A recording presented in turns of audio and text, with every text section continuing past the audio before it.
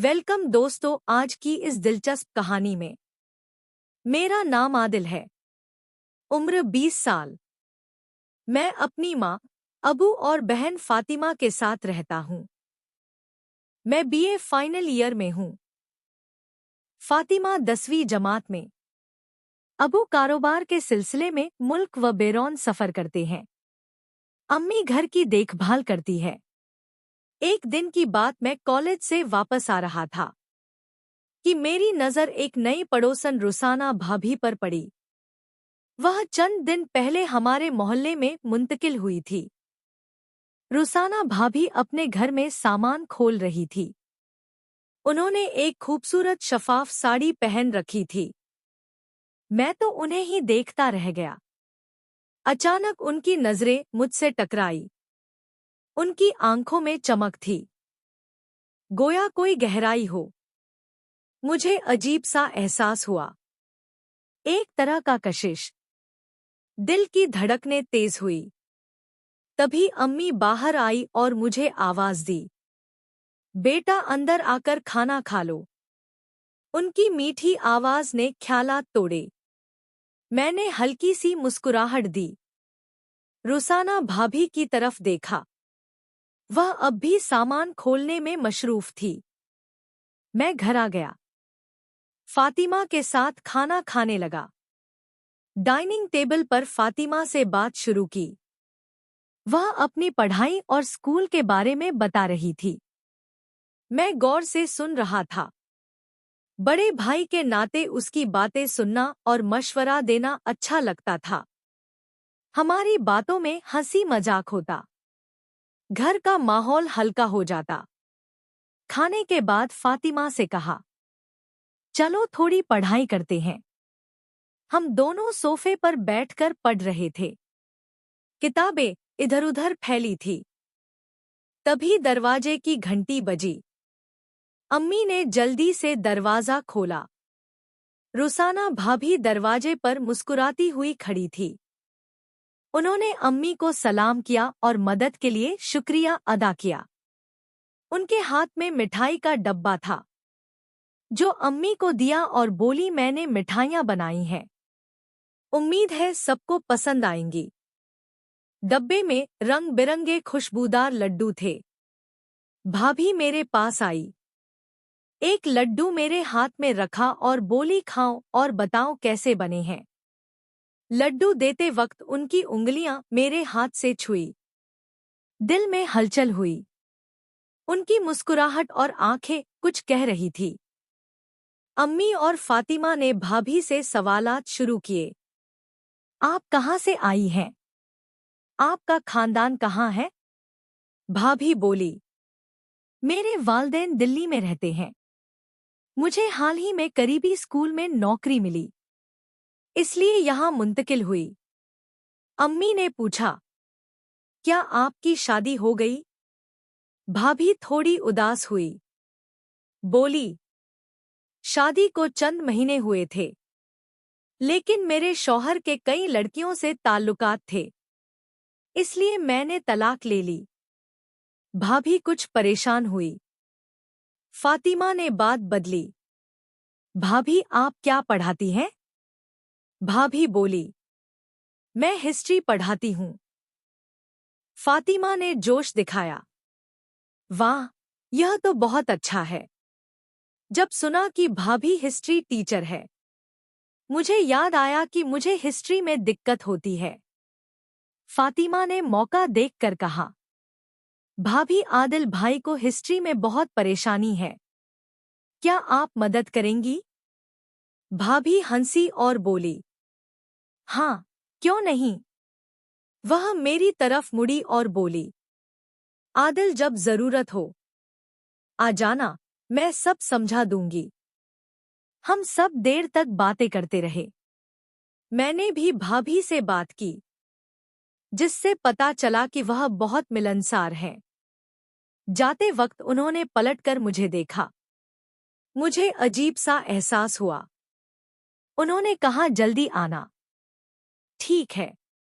उनकी मुस्कुराहट ने दिल में हलचल पैदा की। मैंने कहा, ठीक भाभी। अगले दिन मैं भाभी के घर जाने को तैयार हो रहा था। दिल में सिर्फ एक ख्याल था, हिस्ट्री की पढ़ाई करनी है। दिल में जोश और थोड़ी घबराहट थी। मैंने अज़म किया कि पढ़ाई पर पूरा जोर लगाऊंगा। भाभी के घर पहुंचा, घंटी बजाई। दिल की धड़कनें तेज थी। कुछ लम्हों बाद दरवाजा खुला। भाभी ने गुलाबी साड़ी पहनी थी, जो उनकी खूबसूरती बढ़ा रही थी। वह बोली, अरे आदिल, अंदर आ जाओ। उनकी आवाज की मिठास दिल को छू गई। उन्होंने बैठने को कहा। पूछा, चाय लोगे? मैंने मुस्कुराकर कहा, हाँ भाभी, आप जो पिलाएं खुशी से पी लूंगा। भाभी समझ गई। पल्लू लहराते हुए किचन चली गई। कुछ देर बाद चाय लाई। बोली, यह अदरक वाली चाय। चाय पीकर कहा, भाभी बहुत अच्छी चाय। आज मेरा सारा ध्यान उनकी खूबसूरती पर था। चाय के बाद भाभी ने हिस्ट्री की बात शुरू की। आज हम कदीम दौर के सवालात करेंगे। उन्होंने कुछ सवाल पूछे। मैं जवाब देने की कोशिश की, लेकिन जब वह करीब आई, मेरा ध्यान पढ़ाई से हट गया। उनकी कुर्बत ने मुझे परेशान किया। उनकी आवाज का जादू मुझे घेरने लगा। मैंने कोशिश की कि उनकी बातों पर ध्यान दूं, लेकिन उनकी कुर्बत से घबराहट बढ़ रही थी। उनकी खूबसूरती और कुर्बत भारी लग रही थी। भाभी किताब लेकर करीब आई। पढ़ाना शुरू किया। मैं खुद को रोकने की कोशिश कर रहा था, लेकिन यह मुश्किल होता जा रहा था। पढ़ाई पर ध्यान देना या उनकी खूबसूरती देखना उलझन थी। आखिर मैंने कहा, भाभी, मैं कल पढ़ने आऊंगा। उन्होंने हैरत से देखा। मुस्कुराई, बोली, डियर, जब चाहो आया जा सकते हो। मैंने शुक्रिया कहा। जल्दी वहां से निकल आया। घर जाते वक्त सोचता रहा, क्या यह ठीक है? क्या होना चाहिए? वह वाकयात दिमाग में घूम रहे थे। घर पहुंचा तो भाभी की छवि ही दिमाग में थी। उनकी मुस्कुराहट, आंखें, लहराता पल्लू, सब दिल व दिमाग में बस गया। एक अजीब सी आफत थी, जैसे मेरी यक्कसुई खत्म हो गई हो। आखिर मैंने सो जाने का फैसला किया। शाम को अम्मी ने जगाया।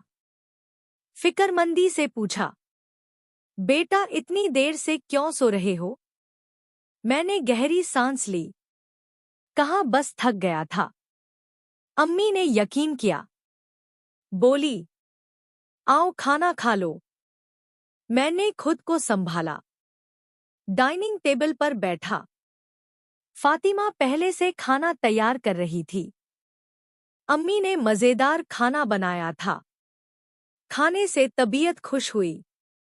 फातिमा ने खामोशी देखकर पूछा, भाई, क्या हुआ? मैंने कहा, सब ठीक है, लेकिन दिमाग भाभी के ख्यालात में गम था। खाने के बाद सोफे पर बैठकर आराम किया। भाभी के बारे में सोचता रहा। अचानक दरवाजे की घंटी बजी। मैंने फातिमा से कहा, दरवाजा खोल कर देखो।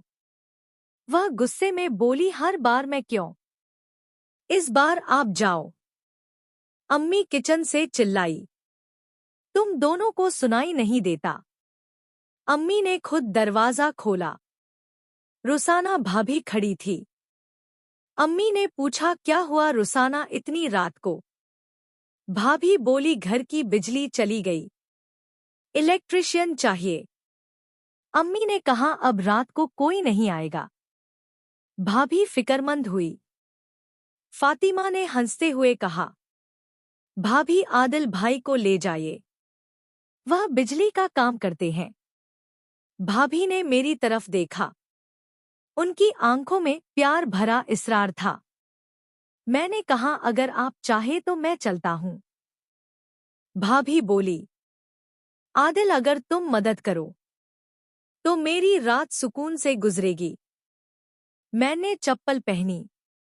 भाभी के साथ चला। उनके घर पहुंचा तो चारों तरफ अंधेरा था। हम मुश्किल से स्विच बोर्ड तक पहुंचे। भाभी ने स्विच घुमाया। कुछ न हुआ। बोली फ्यूज उड़ गया। मैंने फोन का टॉर्च जलाया। फ्यूज बॉक्स खोला। फ्यूज बदला। बिजली आ गई। भाभी खुश हुई। बोली वाह आदिल, तुम तो बहुत अच्छे हो। उन्होंने मुझे गले लगाया। उनकी मुस्कुराहट दिल को छू गई। मैंने काम खत्म किया। कहा अब घर जाता हूं। वह बोली इसे पहले चाय पी लो। उनकी मिठास ने रोक लिया। चाय पी खुशी हुई। जाते वक्त भाभी ने कहा कल ट्यूशन आना ना भूलना। मैंने कहा ठीक। भाभी घर पहुंचा तो उनकी छवि दिमाग में घूम रही थी। सोचता रहा कि क्या जो हुआ ठीक था, लेकिन यह एहसास अच्छा लगा। अगले दिन सुबह जल्दी उठा। ट्यूशन के लिए तैयार हुआ। किताबें उठाई। भाभी के घर पहुंचा। घंटी बजाई। दिल जोश से भरा था। काफी देर तक दरवाजा ना खुला। सोचा क्या भाभी बाहर गई है। दरवाजे को धक्का दिया। वह खुला हुआ था। दिल घबरा गया। अंदर गया। भाभी को आवाज दी। कोई जवाब ना आया। आहिस्ता आहिस्ता उनके कमरे की तरफ गया। दरवाजा खुला था। भाभी बिस्तर पर लेटी थी। उन्होंने लाल साड़ी पहनी थी। खूबसूरती कमाल की थी। वह आंखें बंद किए लेटी थी। मैंने सोचा दरवाजा लॉक कर लूं। लॉक की आवाज से भाभी जाग गई। उठकर बैठी। उन्होंने देखा कि मैंने दरवाजा लॉक किया।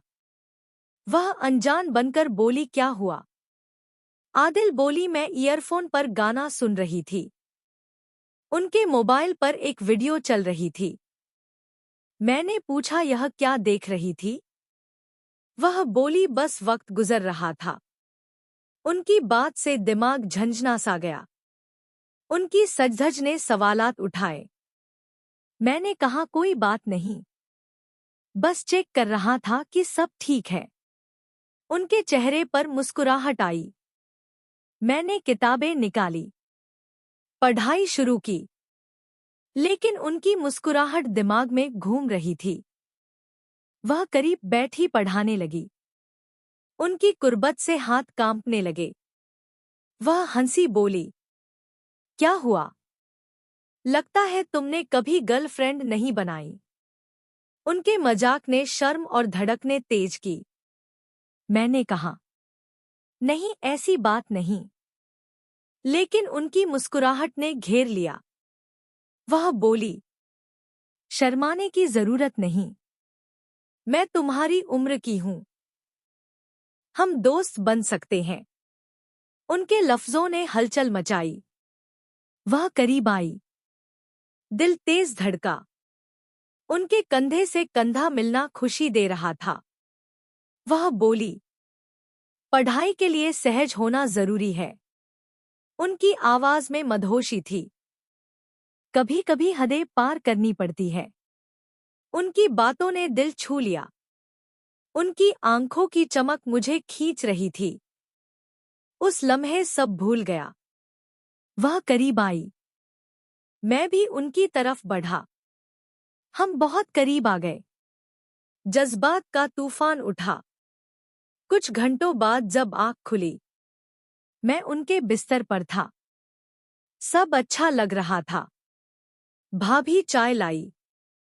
चेहरे पर मुस्कुराहट थी। मैं शर्माया। वह बोली चाय पी लो। वह पास बैठी हम बातें करने लगे। उन्होंने बताया कि वह मुझे पहले दिन से पसंद करती थी। काफी बातों के बाद मैंने कहा अब जाना चाहिए। वह मुस्कुराई। बोली कल मिलेंगे। रात को घर आया। भाभी के बारे में सोचता रहा। मैंने सोचा कि क्या जो हुआ वह सही हुआ। पर अंदर ही अंदर मुझे यह भी पता था कि यह एहसास बहुत अच्छा